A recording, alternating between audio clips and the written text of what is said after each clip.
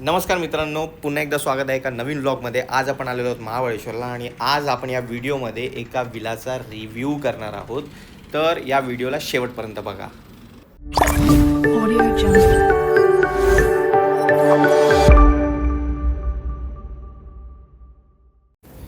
आज आपण आलेलो आहोत पंचगनी महाबळेश्वरला आणि हा आपला विला आहे. आज आपण या विलामध्ये राहणार आहोत. 3 BHK विला आपण बुक केलेला आहे आणि आपल्याला जी कॉस्टिंग पडलेली आहे 11,642 फॉर 2 days आणि आम्ही 6 जण आहोत.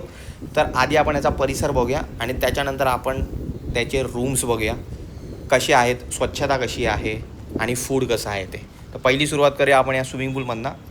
हा स्विमिंग पूल आहे जो इन्फिनिटी पूल आहे.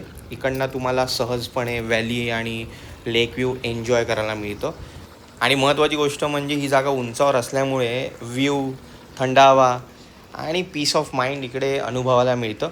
सर्वात मोठी गोष्ट म्हणजे आता आपण बघणार आहोत सनसेट पॉईंट. ह्यांचा एक सनसेट पॉईंट या लोकांनी कोपऱ्यामध्ये बनवलेला आहे. मी तुम्हाला दाखवतो. आता राईट हँड साईडला आपण जसे जाऊ कॅमेरा वळेल तिकडे कोपऱ्यामध्ये वरती यांचा सनसेट पॉईंट आहे.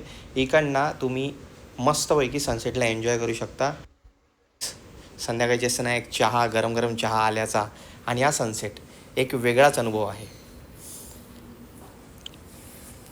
तर हे सगळं होतं या बाहेरच्या परिसराबद्दल. तर आता आपण पटकन विलामध्ये जाऊ आणि आपला विला आतून कसा आहे ते बघू.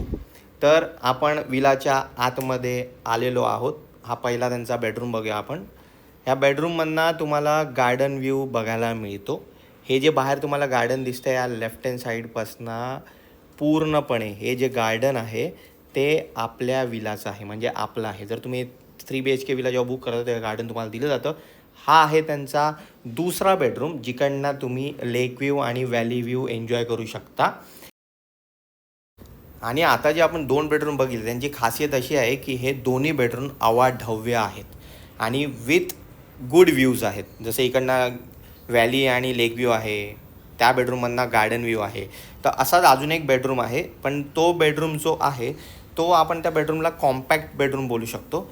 इकडे ना तुमचे न आवडणारे मित्र राहू शकतात, हमखास राहू शकतात, किंवा सिंगल मित्र या बेडरूममध्ये राहू शकतात. तर हा असा बेडरूम आहे कॉम्पॅक्ट एकदम.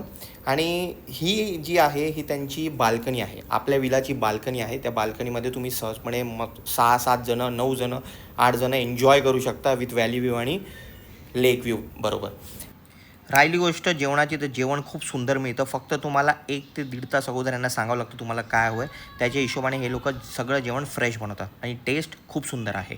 तर हा होता या विलाचा रिव्ह्यू. तर आता तुम्ही महाबळेश्वरला आलेलाच आहात तर या मंदिरात जायला विसरू नका, कारण हे जे मंदिर आहे ते ही जागा खोदताना या जागेच्या आतमध्ये होतं आणि हे शंकराचं मंदिर आहे. शंकराची पूजा या मंदिरात केली जाते. आणि आता जी आपण इकडनं नदी बघणार आहोत ती कोयना रिवर आहे, जे खाली तुम्हाला दिसते.